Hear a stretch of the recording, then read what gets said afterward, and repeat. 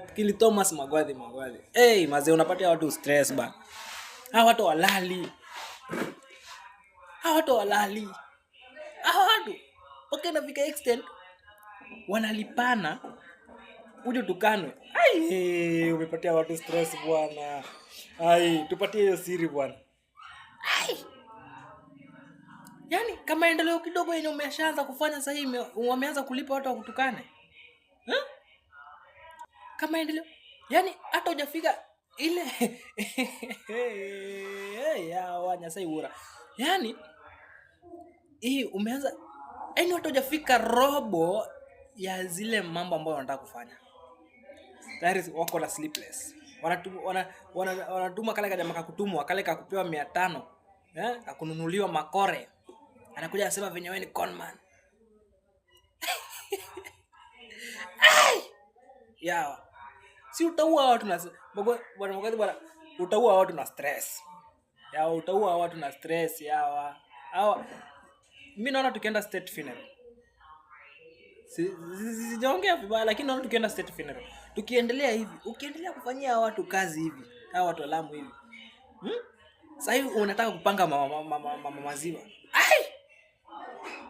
Sasa hii unataka kupanga watu wa bodaboda. Imagine bado. Lakini sasa wewe bwana Magwadhi bwana utaua watu. Wako na stress. Sasa hivi wako very desperate. Ai. Hapana. Bwana Magwadhi bwana utaua watu. Yaani hii maendeleo kidogo yenye umeanza kufanya, umeanza kupia watu, yaani wanaona Magwadhi bwana. Itabidi tutumie aka Duncan katukane Magwadhi kaite watu ni conman. Hiyo pesa yote Magwadhi anatoa wapi? Magwadhi ni kujituma anajituma nani? Wakati nyinyi mko huko mnakula mchele ya State House. Mzee yeye yuko Mboka. Mzee yuko ground. Mzee yuko soko. Mzee yuko kwa mabao manini anaangalia hapa kukwaje anaona hapa hivi kunahitajika kitu hivi anachapa. Mzee anaangalia kwa siku moja mimi siwezi enda kote. So nitafanya aje? Wewe Willy nenda saidii. Mtu fulani nenda saidii. Hakikisha tu uko mahali mumeingia. Sasa tunaingia tunawakilisha. Kuna problem gani tunatatua hiyo shida nini? Ni school fees, pesa pa. Ni nini? Tunaangalia hapa tunaweza ongea hapa.